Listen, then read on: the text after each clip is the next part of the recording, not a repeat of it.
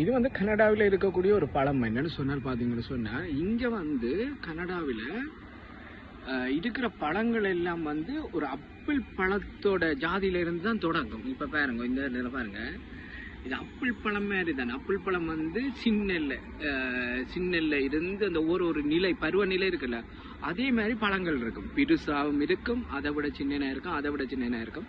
அப்போ இங்கே கனடாவில் இருக்கக்கூடிய எல்லா பழங்களும் பார்த்தீங்கன்னு சொன்னால் அந்த ஆப்பிள் ஜாதி வகை தான் இருக்கும். இப்போ பாருங்க, இந்த பழம் எல்லாமே யாருமே சாப்பிட்றதில்ல, ஆனால் சாப்பிடலாம். டேஸ்ட்டு சரி டேஸ்ட்டாக இருக்கும். இங்கே நல்ல டேஸ்ட், ஆனால் இங்கே யாருமே சாப்பிட்றதில்ல, ஆனால் நாங்கள் எல்லாம் சாப்பிடுவேன்.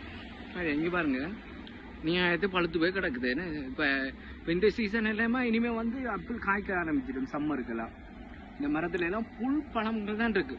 இப்போ எங்களோட ஊரில் வந்து இப்போ சூரப்பழங்கள் அதுகள் மாதிரி காரப்பழங்கள் இருக்க மாதிரி இங்கே வந்து ஆப்பிளோட வகைகள் எல்லாமே ஃபுல்லாக. இந்த பாருங்க, இந்த மரம் ஃபுல்லாக பழம் தான்.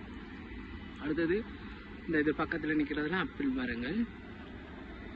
அப்போ இதெல்லாம் ஆப்பிள் இனி காய்க்கும்.